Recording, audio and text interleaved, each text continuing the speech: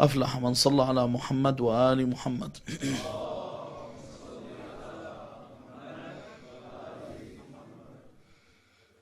فخرج على قومه في زينته.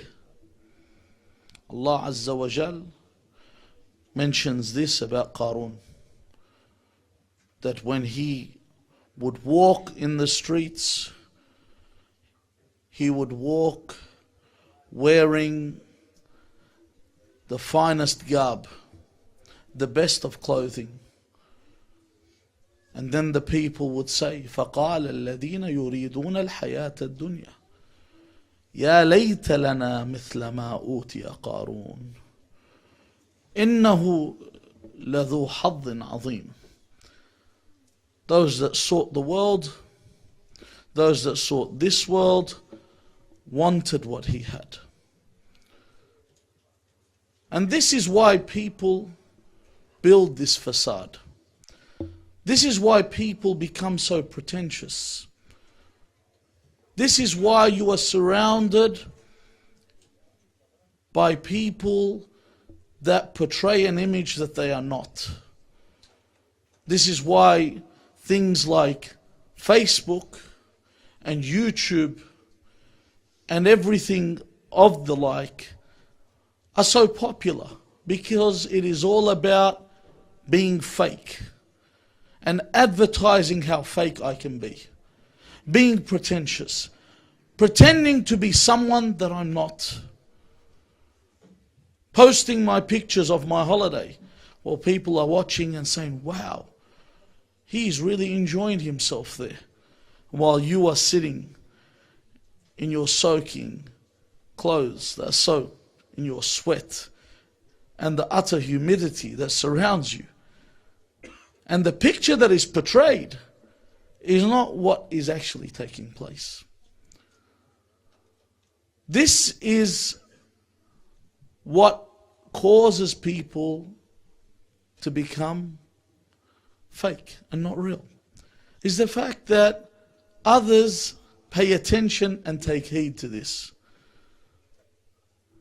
Now, Qarun was of those people that would come out and show that he was something in the finest clothing.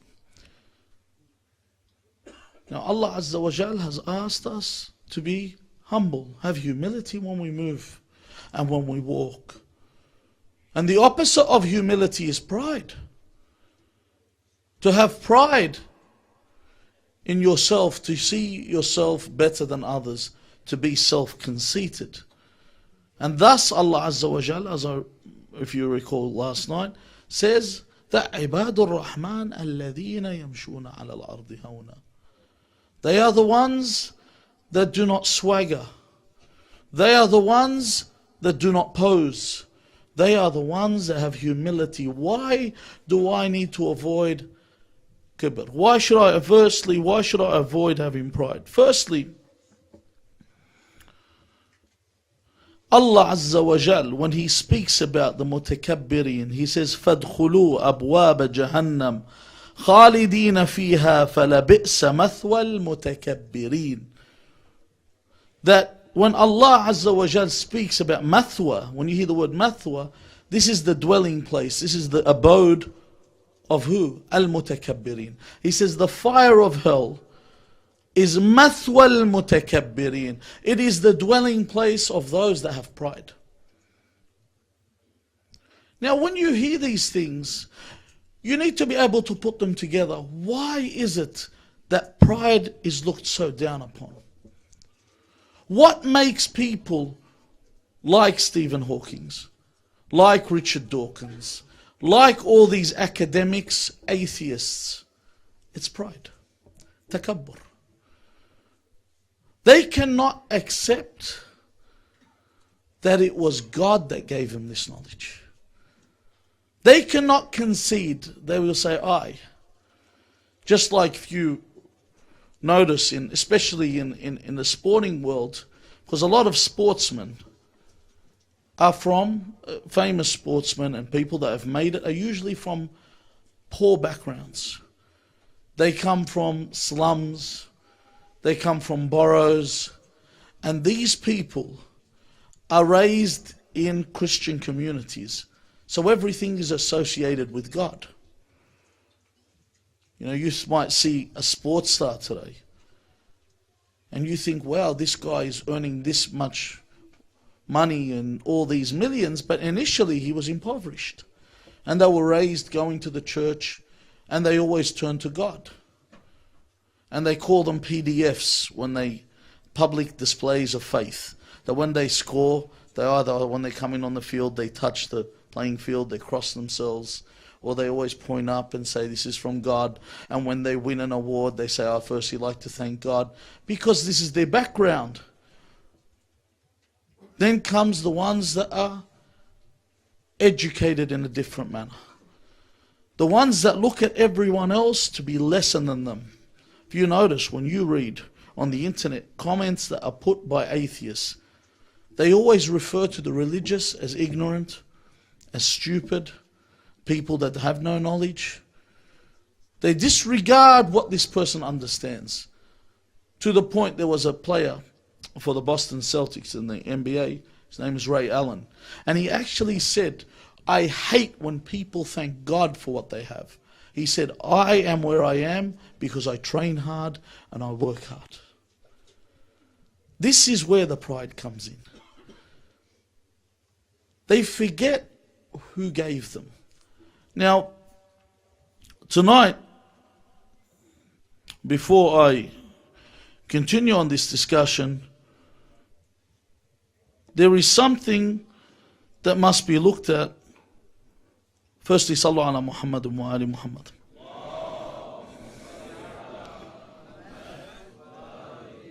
That links us to this.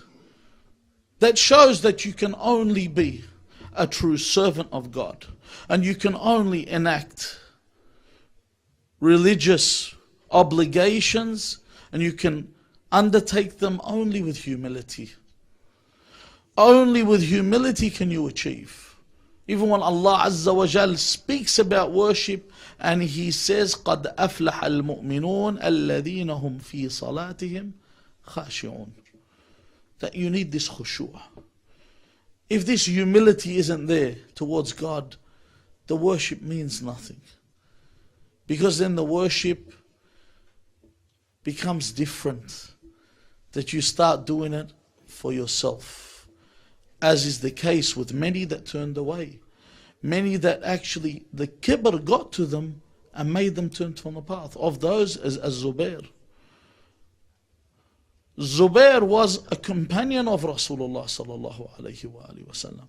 He was of the companions that fought when everyone ran during Uhud. He remained. He stood firm. He remained with the Prophet. He remained on the day that the house of Fatima alayhi salam was attacked. He was present in the house.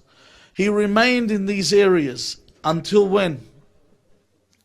He remained in this region to when? He remained like this until until the second Khalif, Umar ibn Khattab, chose the committee of 6 to choose the third Khalif. When he saw himself in this committee of 6, and in this committee that would choose the next Khalif, he saw that his rank was put next to the rank of Ali ibn Abi Talib alayhi salam. He said, well, maybe I'm like Ali. I can achieve this position. And this is when the pride enters the heart, and this is where you start to move away from the path. The moment you even think you can come near the shadow of Amir al-Mu'mineen, believe me, you'll fall off the pedestal. And you have a look.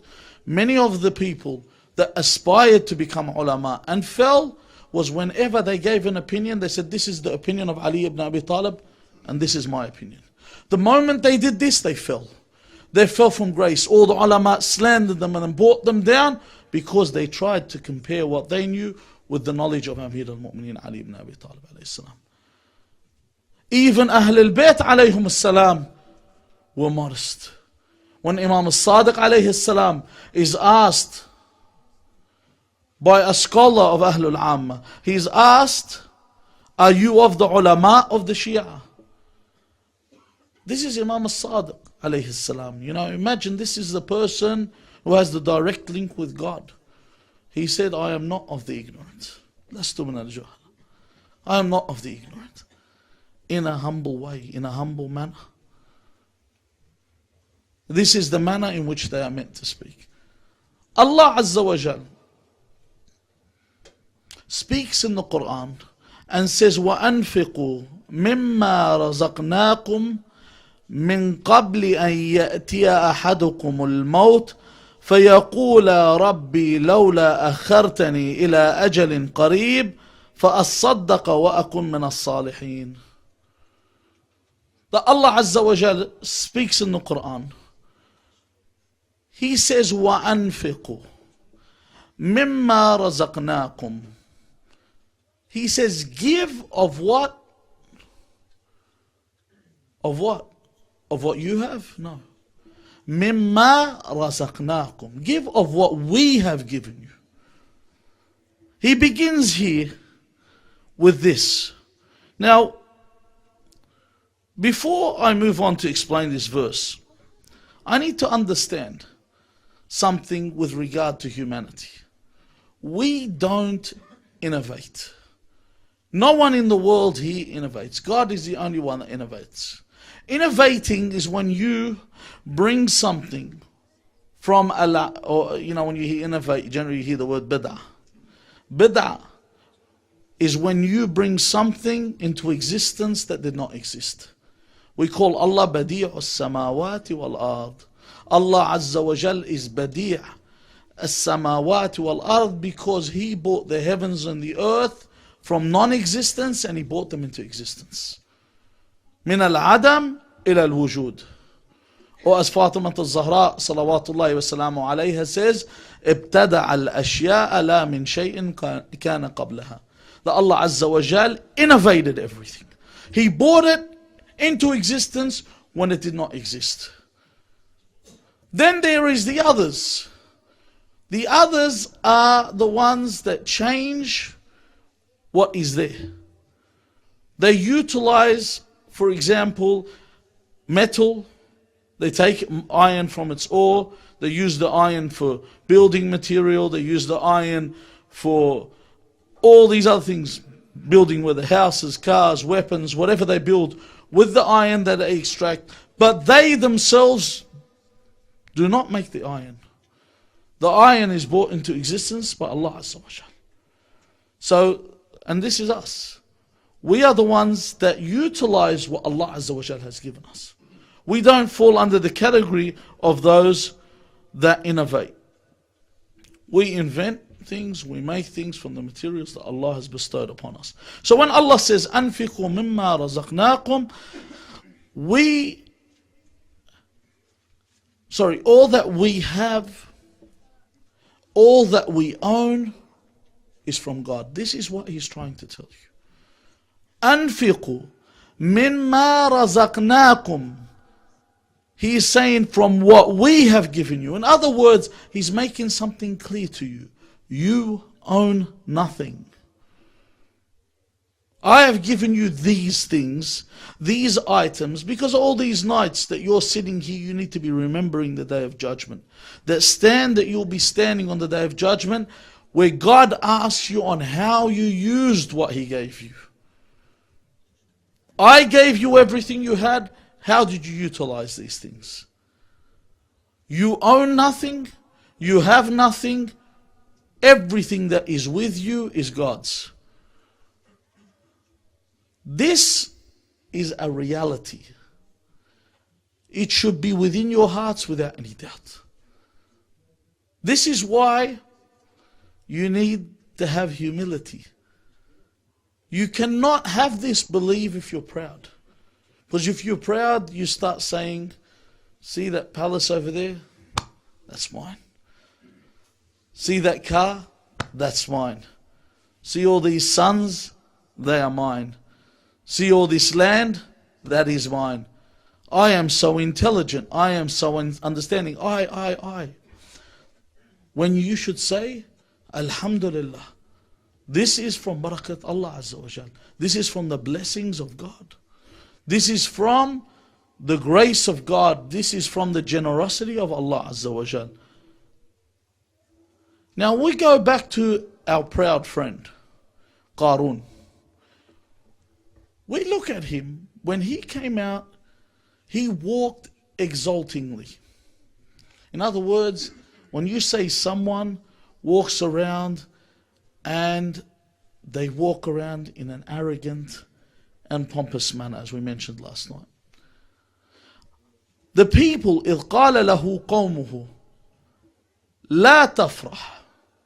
The people said to him, لَا تَفْرَحْ. Now when you think about this, لَا تَفْرَحْ, shouldn't we, تفرح generally it means rejoice, people think.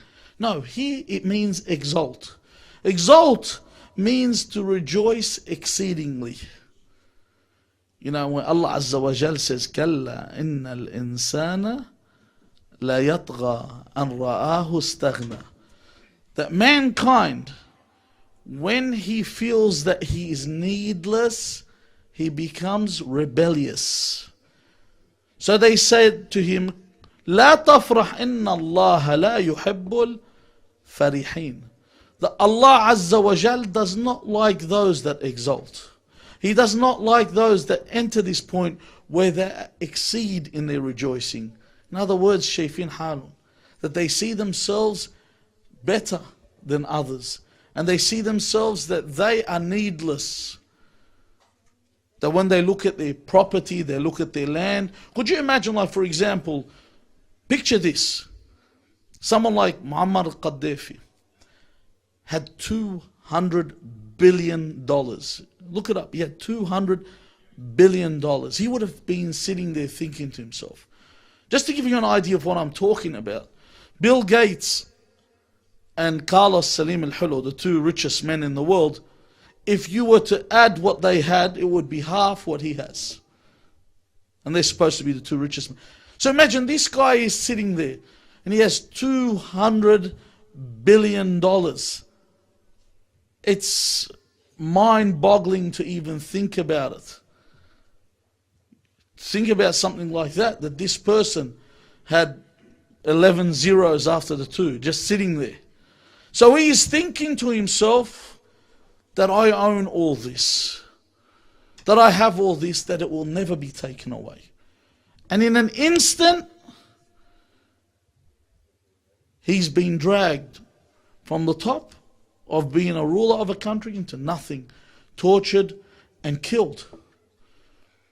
Never ever look at what's around you to be yours and a part of you. As there's a story where Ahadul Ulama entered a public bath, the public bathhouses, and a ruler of that time, who was an emir or a king, entered the public baths and everyone left.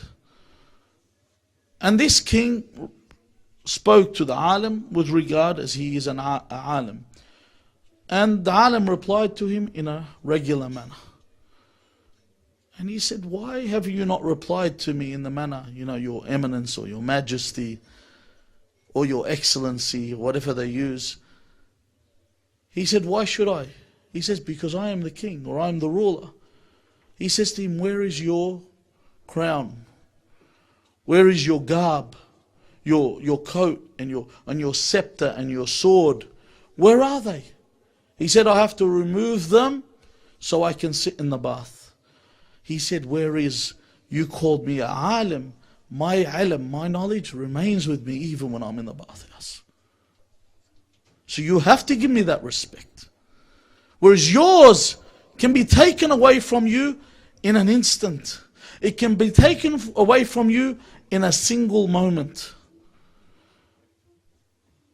Now Allah Azza wa Jal says to Qarun here, about Qarun, he says, وَابْتَغُوا فِيمَا آتَاقَ اللَّهُ الدَّارَ الْآخِرَةِ. Firstly, he is explaining once again, آتَاقَ اللَّهُ. The reason I'm emphasizing, I'm reiterating this, is so we always keep in mind what I have is not mine. وَلَا تَنْسَى نَصِيبَكَ مِنَ الدُّنْيا وَأَحْسِنْ كَمَا أَحْسَنَ اللَّهُ إِلَيْكَ. Allah Azza wa Jal basically is giving you the guideline for life. وَابْتَغُوا فِيمَا آتَاكَ اللَّهُ الدَّارَ الْآخِرَةِ. From what Allah has given you, He's made it clear, strive for what? For the next world. This is how you break up your life. You know, sometimes you hear people say, سَعَ إِلَكُ وَسَعَ لَرَبَّكَ. That's not true. This is something that people made up. 1 hour for you, 1 hour for your Lord. Or another person came and gave me an exegesis or a tafsir on a hadith. ما أنزل الله بها من سلطان. He gave me a translation of a hadith I've never heard before.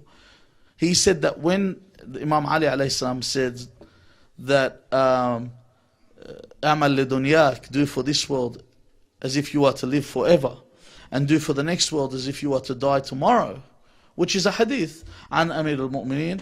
He said, well, I pray, but then Friday, Saturday nights I go clubbing. So I do for my dunya and I do for my akhirah. This is not what you need to understand and of this hadith. مش ساعة إلا ساعة لربك. It's not 1 hour for you, 1 for your Lord. Every hour is for your Lord. Every single hour is for your Lord. But this is how you break up your life. You do what you need to do for the hereafter. وابتغي فيما آتاك الله الدار الآخرة ولا تنسى نصيبك من الدنيا. That you have to do for this world. You have to get educated, you have to get a job, raise a family. طبعا within the guidelines and the rules of God. You can't earn a living from haram wealth, wealth that is not permissible. And then he says, وَأَحْسِنْ كَمَا أَحْسَنَ اللَّهُ إِلَيْكَ. Yeah, he says, do good just as God has done good for you. You think about every negative point in your life, then try and weigh them up against the positives. You will never catch up to the positives. Your ability to see, your ability to hear, your ability to think, your ability to move, every ability that you are given, and try and compare that with the things that you haven't been given. There's no comparison. Just these blessings suffice. Now, when they say to him, وَابْتَغِي فِيمَا أَتَاقَ اللَّهُ. See, Allah has said this to him. Qarun replies to say what? This is what God has given you. He says, قَالَ إِنَّمَا أُوتِيتُهُ عَلَىٰ عِلْمٍ عِنْدِي. This is the case with the pompous and the arrogant. The reply is always the same. What do you mean God gave me? I've heard this so many times. People say, أَنِي بِإِدَيِّ أَمَرْتْ بَيْتِي. With my hands I built my house. I earned this money. I got this. You got nothing. Sometimes you see someone who's a builder, who's doing it tough. Then you see another guy's a builder, and he's got property. They're both doing the same field. Why is it there's one rich engineer, there's one poor engineer, there's one rich lawyer, there's one poor lawyer, there's one rich accountant, there's a poor accountant? Why? You might say, well, this guy worked bil haram. No, some people work bil halal and they make a big income. Because Allah Azza wa Jal wants you to know that sustenance is not from your cleverness. It's not from shatara. The rizq is from God. You have to work and earn a living, but He chooses who's getting what. Even when Musa ibn Amran ala nabiyina wa alihi wa alayhi salam asks Allah, he says, why is it the majority of people that have wealth, and you have a look in the world, the richest people in the world, have a look, he said, are not the intelligent ones. They're not the most intelligent people. Examples, take a look. Gaddafi was $200 billion. Gaddafi used to say, do not pray to God except in Arabic because he only understands Arabic. This is Gaddafi. George W. Bush. I don't know, you just write George W. Bush in YouTube and sit back and laugh.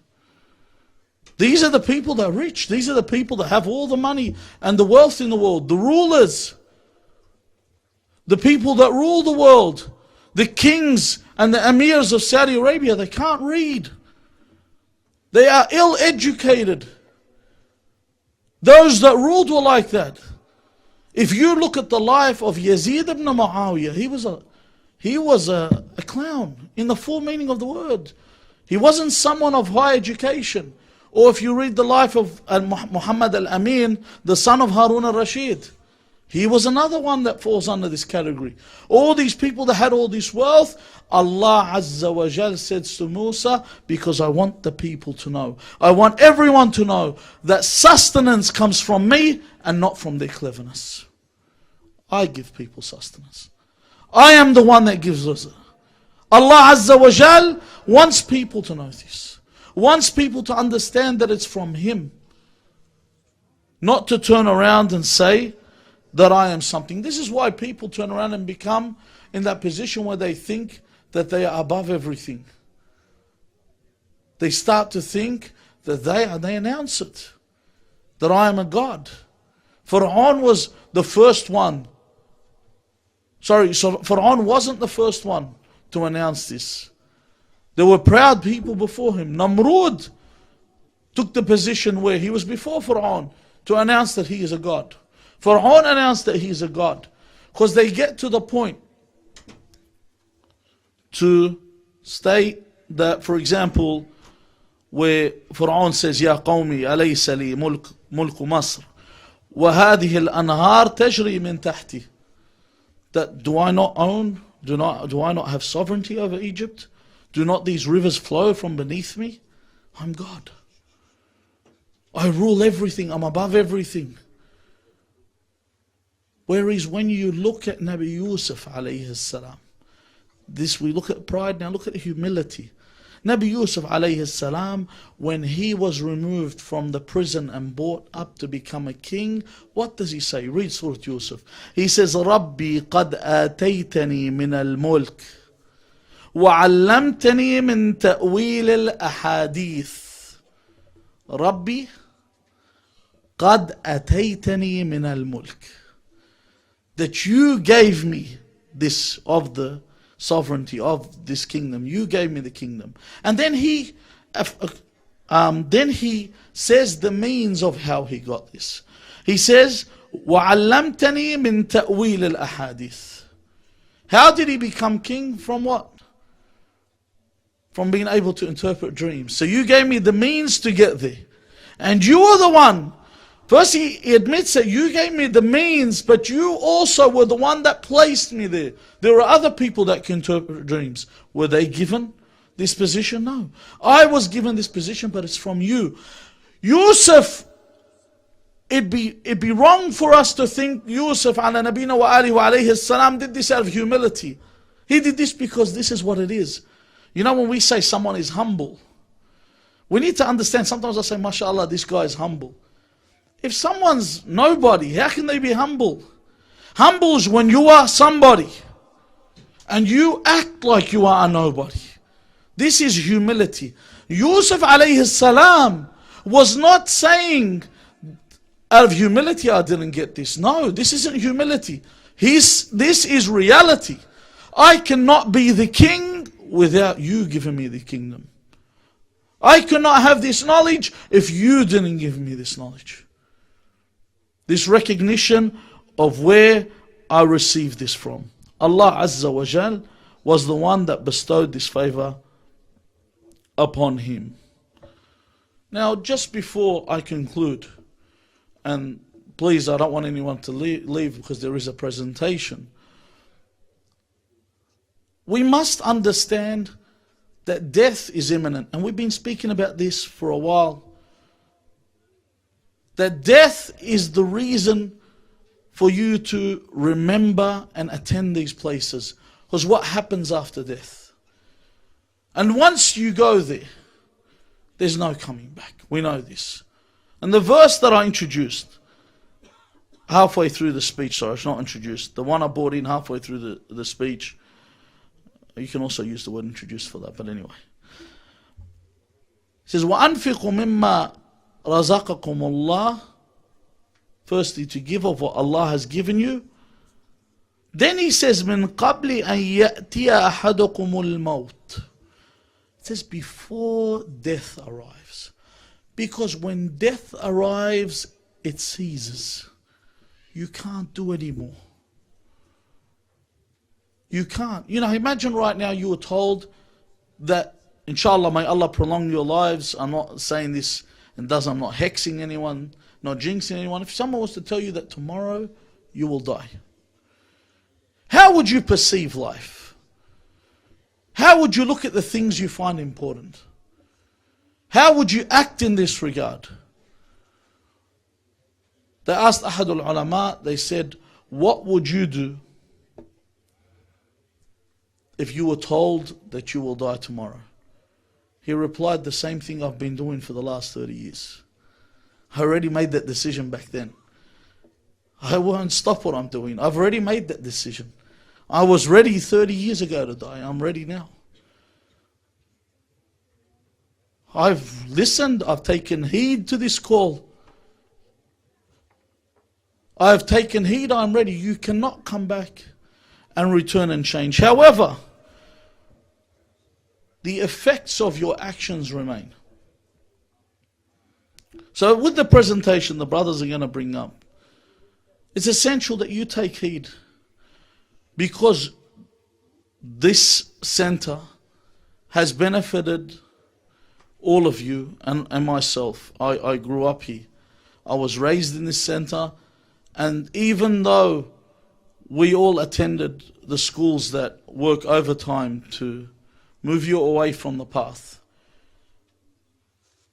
and to adulterate you at a very young age and to contaminate the way that you think, places like this center work overtime to detoxify you, I should say, to remove the contamination that you receive. And these places do not function without your support.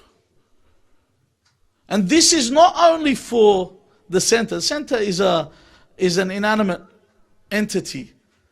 This is for you, for your ikhli. In the end of the day, this is how you've got to perceive it. That anything that I put in, the effect remains. Just as Qabil was the first to commit murder, every time someone every time someone commits murder, he has a share in that murder. When you teach someone to do a good action, every time they do a good action, you receive something from that good action, even after you're dead. The effects of your actions remain. Everything you do with regard to your action, they remain, they do not go away. Allah Azza wa Jal keeps them there in your grave. You're receiving reward, but it's from something you did before you died. Believe me, my dear brothers and sisters, how many people have given money after they have died? It's worthless to them in comparison to them giving it when they're alive. You know, when someone, for example, I've seen this so often, someone dies and then they build something on the behalf of this dead person. And yes, they do get rewarded from it. Yes, they do get help. But nothing compared to what they gave when they were alive. Not even a speck in the ocean of what it would have been worth to them if they gave when they were alive. Allah Azza wa Jal says, وَلَن يُؤَخِّرَ اللَّهُ نَفْسًا إِذَا جَاءَ أَجَلُهَا وَاللَّهُ خَبِيرًا بِمَا تَعْمَلُونَ. That when your time comes, when your expiry date is up, Allah Azza wa Jal will not leave you even for a moment. It's time for you to leave. It's time for you, your time's come up to leave. So make what you can, make the most of what you can while you are still here. Please, no one leave. Let the brothers speak what they need to say. And may Allah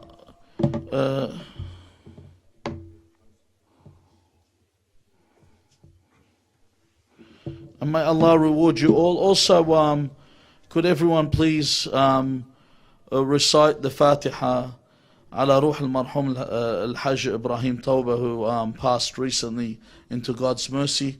After I finish, Taban, I'll remind you to do this. But listen to what the brothers have to say. Please do not leave till the presentation is finished. Al-Fatiha ala Ruh al-Hajj Ibrahim Tawbah, masbuqatan bis-salat ala Muhammad wa ali Muhammad.